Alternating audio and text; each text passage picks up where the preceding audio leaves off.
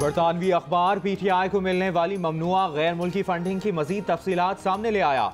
Financial times ने अपनी report में इंकशाफ किया है कि अबराज ग्रुप के बानी आरिफ नकवी ने वुटन क्रिकेट के जरिए T20 मैचेस करवाकर गैर मुतय्यन मकासद के लिए फंड्स इकट्ठे किए और इन्हें PTI को मुंतकिल किया। मुख्तलिफ ज़राए से हासिल की जाने वाली रकम भी PTI को मुंतकिल की जाती रही।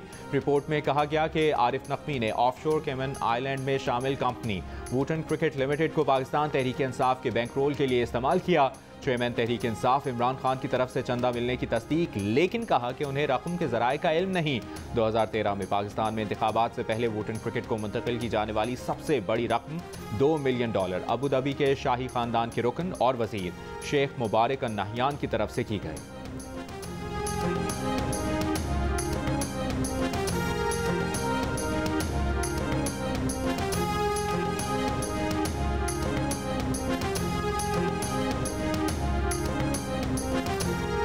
जनवरी में इलेक्शन कमीशन की तरफ से जारी की जाने वाली रिपोर्ट में कहा गया कि PTI को वुटन क्रिकेट क्लब से $1.12 मिलियन मुंतकिल किए गए।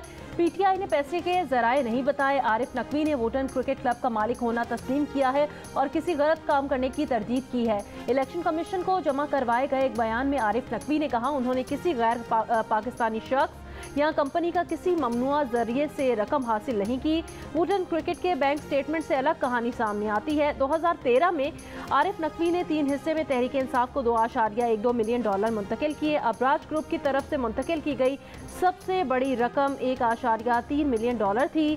कंपनी के दस्तावेजात के मुताबिक ये रकम वुटन क्रिकेट को इलेक्ट्रिक से मुंतकिल की गई।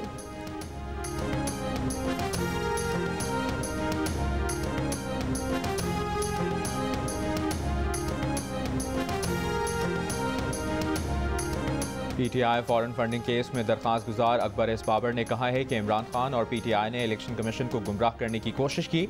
इंसाफ ट्रस्ट के जरिए भी पैसा ट्रांसफर हुआ है। इमरान खान ने हलफ में दावा किया था कि $1.2 मिलियन पाकिस्तानियों से जमा किया। इलेक्शन कमीशन में झूठ बोला, जाली दस्तावेजात जमा कराए। प्रोग्राम जियो पाकिस्तान में गुफ्तगू करते हुए अकबर एस बाबर ने कहा कि स्टेट बैंक से जब रिकॉर्ड सामने आया तो ये सारी चीज़ें सामने आई। फाइनेंशियल टाइम्स पर स्टोरी लिखने वाले के पास मनी ट्रेल है, ईमेल मौजूद है। इमरान खान ने फॉरेन फंडिंग के तमाम मामलात खुफिया रखे।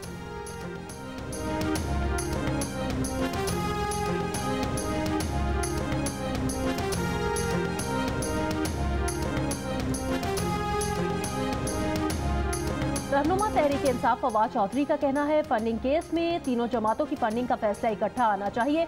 फंडिंग कानून का मकसद ये है कि वोटर को पता हो कि सियासी जमात की फंडिंग कौन कर रहा है। PTI ने 40,000 से ज़ायद डोनर्स की तफसीलात इलेक्शन कमीशन को दी हैं। जिस तरह ओवरसीज़ पाकिस्तानी पाकिस्तान को सपोर्ट करते हैं, इसी तरह PTI को सपोर्ट करते हैं। नून लीग और पीपल्स पार्टी को कौन फंड करता है, अभी तक ये राज सामने क्यों नहीं आ रहा।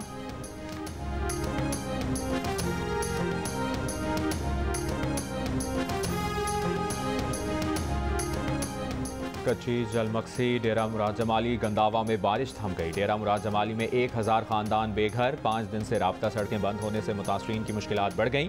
दरियाए चिनाब में हेडमराला पर निचले दर्जे का सैलाब। दरियाए चिनाब के मुल्हिका इलाकों में हाई अलर्ट जारी। महकमा अनहार के मुताबिक भारत की जानिब से आज शाम 3 लाख क्यूसेक रेला छोड़ा जाएगा।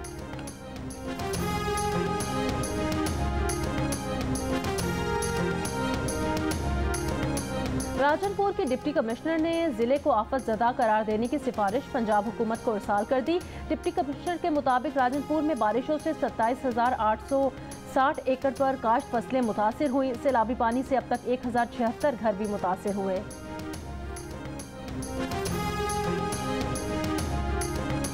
PTI के 11 अरकान कौमी असम्बली के इस्तीफ़े मंजूर। स्पीकर कौमी असम्बली राजा परवेज़ अशरफ ने जिन अरकान के इस्तीफ़े मंजूर किए उनमें अली मोहम्मद खान, फ़ारूक हबीब, शीरी मज़ारी, शानदाना गुलजार, एजाज शाह, जमील अहमद खान, मोहम्मद अकरम चीमा, अब्दुल शकूर शाद, फजल मोहम्मद खान, शौकत अली और फ़खर जमान खान शामिल हैं।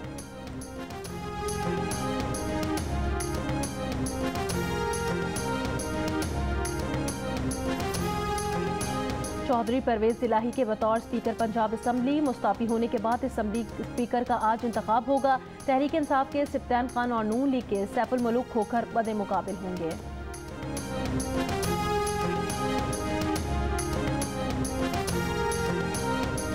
काबीना की इक़्तिसादी राबता कमेटी ने मुख्तलिफ दरामदी अशिया पर आयद पाबंदी हटाने की मंजूरी दे दी। गाड़ियों, मोबाइल फ़ोन और होम अप्लाइंसेस की दरामद पर पाबंदी बरकरार रहेगी।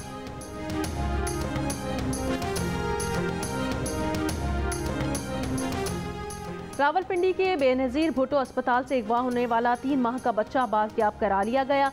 पुलिस ने 2 मुल्ज़िमान को गिरफ्तार कर लिया। तर्जुमान पुलिस के मुताबिक CPO शहजाद नदीम बुखारी ने बाज़याब बच्चा वालदा के सुपुर्द कर दिया।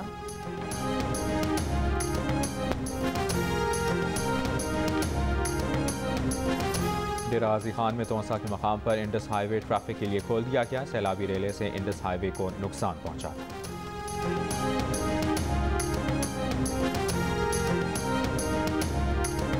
और श्रीलंका में टेस्ट सीरीज खेलने के बाद क्रिकेटर्स की वतन वापसी शुरू। कप्तान बाबर आजम, इमामुल हक, अब्दुल्ला शफीक, अजहर अली लाहौर पहुंच गए।